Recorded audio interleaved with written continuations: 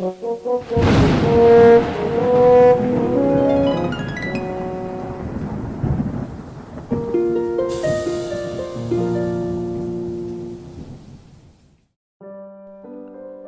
the birth of Peter Julian EYMARD, his parents bought the house next door, number 67, in the same street.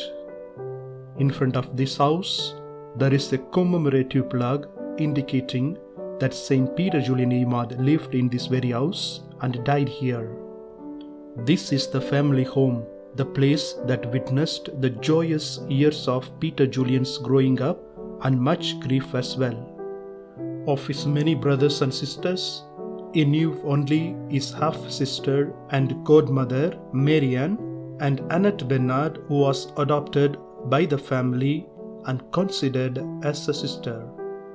He lost his mother in 1828 and his father, who opposed his vocation to the priesthood in 1831. Once free, he entered the major seminary at Grenoble, and from then on the house was occupied only by his sisters and some boarders. After ordination, he came back here for a few days' rest with the family. Likewise, although more rarely, once he became a Marist and then a founder of the Society of the Blessed Sacrament, it was always a joy for him to return to his native town. In the garden at the back, he set up an oil press, employing a worker to assist him in this business.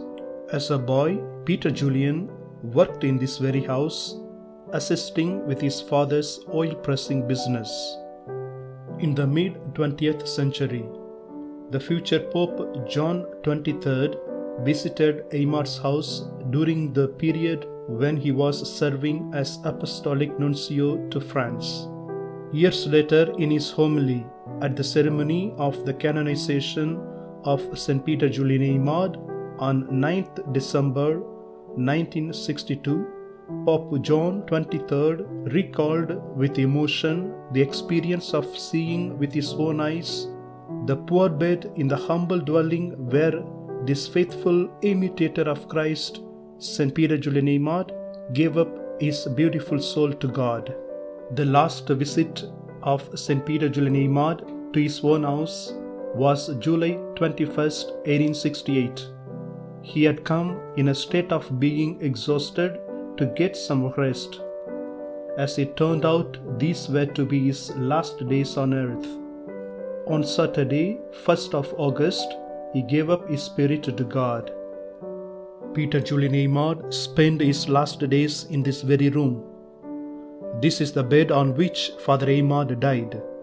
We could imagine the amount of vision and desires he had for his little congregation.